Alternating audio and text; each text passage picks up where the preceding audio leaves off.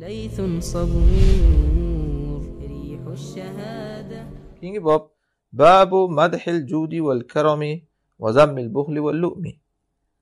Saxiylik va karamlilik maqtovliligi, baxillik va pastkashlikning yomonligi. Rasululloh sollallohu alayhi vasallam aytadilar, qizg'anchiqlikdan ehtiyot bo'linglar, chunki ulardan avvalgilarda halok qilgan. Ularga sili rahimlarni uzishni buyurgan qizg'anchiqlik uzganlar. Va ularga baxillikni buyurgan baxillik qilganlar. Fujurni buyurgan fojirlik qilganlar. Hamma kasofat shundan chiqar ekanda, qizg'anchilikdan. Aynan aytadilar, lavla salasun salahan nas. 3 narsa bo'lmaganda odamlar solih bo'lardi. Birinchisi, qizg'anchiqlar itoat qilinadigan bo'lib qolmaganda. Ikkinchisi, havoi nafsga ergashilinadigan bo'lmaganda.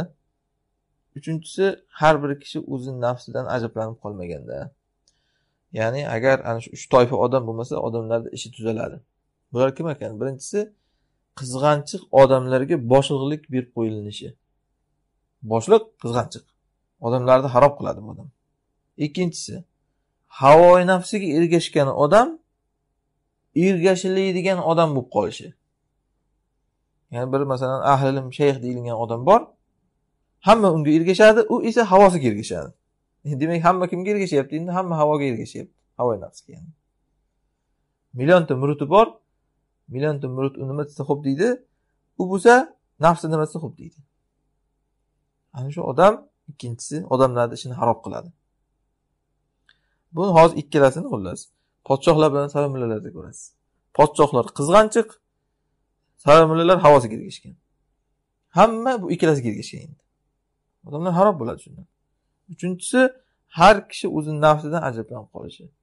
Ya'ni o'zini kim nima o'ylaydi? Avliyo o'ylaydi o'zini. Mana bu ham xarob qiladi. Endi bu xalqning ichida har bitta odamni topilishi mumkin. O'zi odamlar shu 3 ta narsani birida. Yo xalq, yo olim, haqiqiymi, soxtami, yoki podshoh. Ana shu uchalasi buzilsa, o'zi tamom odamlar buziladi degan. Zubayr ibn Avvam radhiyallohu anhu bir kuni Basrada xutba qilib aytgan ekanlar.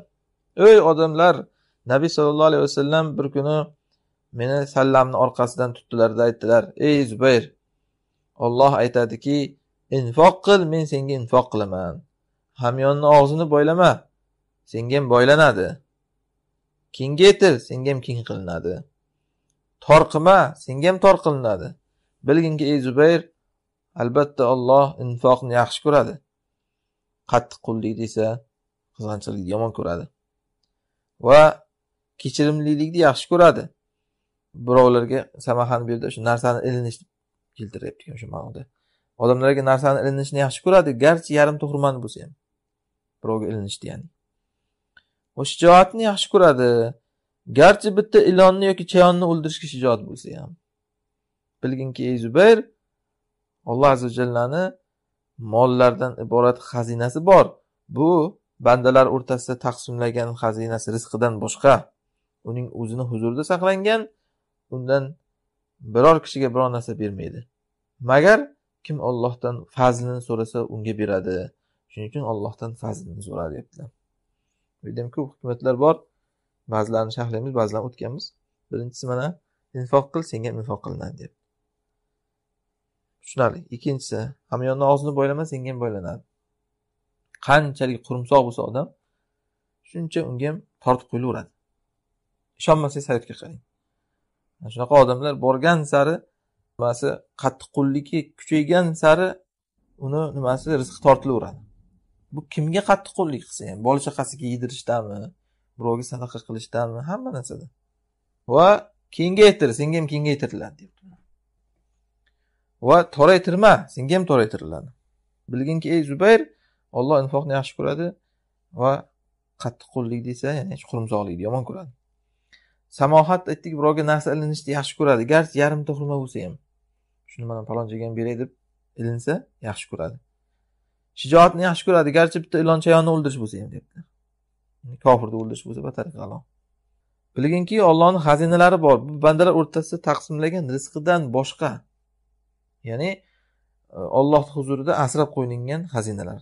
Bandalarga tushirgan rizqdan boshqa ekan. Uni kimga berar ekan? Allohim menga o'z fazlingdan ber degan odamlarga. Shuning uchun Allohdan fazldan so'ra. Fazl nima degani? Siz hisobingizda va kasbingizda bo'lmagan narsalar. Masalan, hisob kitob bilan o'ylaysiz, bir oyda falon so'm oylik olaman. Falon so'mdan hajat qilsam falon vaqtga yetadi deysiz-ku. Shu sizning hisobingiz. Ana shunda siz unutmangki, hisobingizda bo'lmagan Alloh o'z fazlidan berayotgan narsalar ham bor. Yo'q joydan kelib qoladi. Ana shuni so'ra deyaptilar. Yana Ali ibn Abi Talib radhiyallohu anhu aytadilar, baxillik kambag'allikni jalb qiladi. Va ba'zan saxiylik esa saxiy odam saxiyligi bilan jannatga kiradi. Baxillik odamni boy qilmaydi, battar kambag'al qiladi. Saxiylik esa saxovati bilan jannatga kiradi. Va yana aytishadi. Inson o'ziga vojib bo'lgan haqni hali yo'q bo'lmagan narsadan qo'rqib tark qilishi baxillikdandir. O'ziga vojib bo'lgan haqni hali u bo'lishi mumkinmi, yo'qmi, noaniq narsani deb tark qiladi. Nima degani bu? Masalan, zimmasida nafaqa turibdi xotiniga, bolasiga yoki birovning qarzi bor, berish kerak. Zimmasiga vojib bo'lgan haqmi bular? Ha. O'shunda shuni qilmaydi. Nima uchun? Hali bo'lmagan narsadan qo'rqib. Masalan, hali bir korxol bo'lishi mumkin, bir pas asrab turaylik bu pulni deydi. Qarzini ber deb kelsa bir odam unga, pul bor-ku, lekin bir narsa bo'lib qolishi mumkin-da, shuncha asrab o'tiribman deydi masalan. Hali bo'lmagan narsani deb o'zini ustiga vojib bo'lib turgan haqni man qiladi. Ana shu baxillik deyapti. Va yana Nabiy sallallohu alayhi vasallamdan rivoyat qilinadi. Aqilul kiram asratihim. Va fazilatli odamlarni qoqilishini kechiringlar. Buni ham ko'p o'tganmiz, ya'ni katta bir fazilatli odam bir ikki marta xato qilib qo'ysa ko'z yumish kerak. Va yana rivoyat qilinadi, aqil zabil hibat sallatihim. Shu zabil hibat deb ham kelar ekan. Ya'ni sovg'a salomlik odamlarni qoqilishini ham kechiringlar. Ya'ni bir odam juda xayriyachi, ihsonchi. Shu odam ham bir ikki marta xato qilib qo'ysa kechirish kerak endi. Chunki bu ham zabil hay'atga kiradi-da, zabil hiba. Ya'ni bir buyuk odamga kiradi. Va yana rivoyat qilinadi Nabiy sollallohu alayhi vasallamdan, mo'min karimdir, fojir pastkashdir. Kecha shuning uchun ham mana Shuara surasining tafsirida aytdikmi? Inson nabotot deyilganda Shabi rahimahulloh aytdilar-ku. Mo'min karim nabotot jannatga kiradi. Kofir esa o'sha pastkash nabotot do'zaxga kiradi. Ja'far ibn Muhammad aytadilar, Alloh azza va jalla aytgan ekan: "Ana jawadun karim la yujawiruni fi jannati la'im." Men saxovatli, karamliman, jannatimda ham pastkash odam shuning uchun menga qo'shni bo'lmaydi. Allohni Javadul Karim biligi bilan xulqlangan odam Javadul Karim Allohning qo'shnisi bo'ladi. Laim degani shuni ziddi. Juda ham past odam, qizg'anchiq, bir tinni ustida o'lib ketadigan shunaqa. Bunaqa odam Alloh aytayaptiki, menga qo'shni bo'lmaydi. Ahnaf ibn Qaysga aytilgan ekan, sahiylik nima? U kishi aytgan ekanlar, mehmon do'stlik va ozorni teyish deganlar. Yana aytilgan ekan, baxillik nima? Ozgina narsani talab qilib, haqir narsani esa bermay turib olish. Ahnaf ibn Qays bir ajib odam bo'lganda, shuni qarang, har bitta gapi hikmat. Ana baxillikning ta'rifida aytayaptiki, ozgina narsani talab qilish, ya'ni bir tin haqqini qoldirmaydi birovda. Hamma narsani qo'lab, sudrab, hamma narsani orqasidan izlab yuradi, shu bir tin haqqi bo'lsa ham. Lekin unda birovning haqqi bo'lsa, ozgina bo'lsa ham birovga haqqini bermaydi. Ko'p bo'lsa ham umuman. O'zi birovga bir tinni qoldirmaydi, lekin birovga bir tin bermaydi ham. Ana shu baxillik degani. Hatto savdolarda ham kuzatasiz mana shuni. Ba'zi odamlar keladi-da, ha bir 100 so'm tushib bering, hech narsa qilmaydi-ku, 100 so'm shuncha tortishasizmi deydi. Ha, xo'p, o'shani siz tortishmang. Qiziq bunaqa odamlar. Biz masalan 100 so'm uchun tortishmasligimiz kerak ekanda, unga berib yuborishimiz kerak ekan. U kishiga mumkin ekan o'sha 100 so'm uchun janjal qilib tortishverish. Buni agar arzimas narsa deb bilsa, o'sha gapirayotgan odamni o'zi birinchi kechib yuborish kerak edi, o'shani ustida to'plam qilmay. Va yana rivoyat qilinadi, bu Aksab ibn Soyfiyning so'zi deb ham kelgan ekan. Shu endi muhim emas kimning so'zi bo'lsa ham hikmatli gap. Xolil ibn Ahmad rahimahullohdan sahiylik haqida so'ralinganda aytgan ekanlar, bazlul mavjud, sahiylik u borini berish degani. Yana hukumolar aytadi, man ayqona bil xalaf jada bil atiya. Kim ivazga ishonsa berishda ayamaydi. Ya'ni Alloh sadaqa qilsang ivaz beraman dedi-ku. Ana shunga iymoni komil bo'lgan odam berishni ayamaydi. U biladi, Alloh albatta unga ivaz beradi. Yana Ahmad ibn Abu Duat aytadi. Endi bu aslida uni Mu'tazili Imom Ahmadning dushmani Saroymulla o'z zamonida. Endi baribir uni ham bir hikmatli gaplari bo'lgan. Hikmatli kimdan bo'lsa ham olamiz biz. Mo'minning yo'qotgan narsasi qayta topsa oladi deganlar-ku. Shuning uchun keltirilyapti. Man nala dunya falam yarfa waliyan wala wada'a aduwan falaysa bikarim. Kim bir dunyoga erishib Allohning do'stini ko'tarmasa-da, dushmanini tushirmasa, u odam karim emas. Ya'ni tasavvur qiling, Alloh sizga bir mol dunyo berdi. Endi o'sha mol dunyodan foydalanib bir Alloh do'stini darajasini ko'tarmasangiz, ya'ni unga yaxshilik qilmasangiz va Allohning dushmani darajasini tushirmasangiz, o'sha pulingizni o'shanga ishlatib dushmanga qarshi, siz karim emassiz. Alloh mol dunyo bersa, o'sha mol dunyoni Allohning do'stlarini foydasiga, Allohning dushmanlarini zarariga ishlatish kerak deyapti. Ana shu karim deyiladi.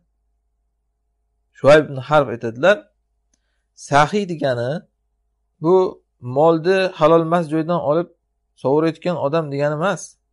Sahiy degani unga o'shanaqangi mol taklif qilinsa ham tark qilib ketadigan odam degani, yoki haq o'rindan molni jamlab haq o'ringa qo'yadigan degani. Mana qarang, bu ham kerak hozir. Bir odam bor, tasavvur qiling, molni haromdan topyapti-da, keyin hammaga beryapti. Odamlar shu paytda shu odamni sahiy deb o'ylaydi, to'g'rimi? Bu sahiy degani emas deyapti. Masalan, hozir oligarxlar, millionerlar aksar qarasangiz ana shu sudxo'rlikdan, qimordan, ribodan, odamlarga haligi korrupsiya qilib egallab olib narsalarni yoki boshqalarga zulm qilish bilan, kambag'allarga imkon bermaslik bilan aksar molini haromdan topadi milliarderlar. Endi o'shalar yetimxonalar ochib tashlaydi hamma joydan. Ba'zilar bor, butun mol mulkini ana shunaqangi bolalar uyiga boshqaga vasiyat qilib ketyapti. Ana shu sahiy degani emas deyapti. Qayerdan topayotganiga qarash kerak ekan. Kim sahiy deyiladi? Bir odam borki deyapti, ana shunaqangi harom xarish katta pul unga taklif qilinyapti, shuni oldi sadaqa qil deyapti kimdir unga masalan. U olmaydi ana shu pulni umuman. Ana shu sahiy deyapti. Bir tiyin odamlarga bermayotgan bo'lsa ham.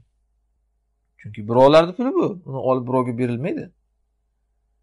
Yoki haq joydan olish kerak bo'ladi-da, haq joyga qo'yish kerak bo'ladi. Ana shu sahiylik deyapti.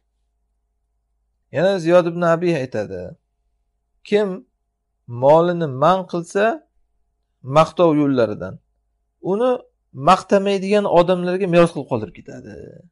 Bu ham bitta katta hikmat. Kim molini maqtovlik yo'llardan man qilsa degani, yaxshi bir joylarga ishlatish imkoni bor pulni bo'lsa, qizg'anib ishlatmay o'tiribdi. Yig'ib oxiri unga bir tiyin foydasi tegmaydigan, unga bir og'iz rahmat demaydigan odamiga meros qildirib ketadi ana shu mollarini. Yig'ib terib bir og'iz unga shukr qilmaydigan bir bolasiga masalan yoki bir begonaga qolib ketadi-da u pullar. Misol uchun mana buni prezidentlarda ko'rasiz hozir. O'zimizning prezidentlarni qarang, boshqa prezident, mana Liviyaning prezidenti Qazofiyni qarang, milliard pullari odamlarga yedirmay, ichirmay to'plagan pullari o'shani odamlarga sarflasa qancha maqtov olardi dunyo oxiratda. Mana shuni qilmadi-da, kimga tashlab ketdi keyin? Hammasi Shveysariya bankida yoki boshqa kofirlarning qo'llarida qolib ketdi. Hech kim bir og'iz rahmat demaydigan odamlarning qo'lida qolib ketdi. Ana shunaqa bo'ladi deb.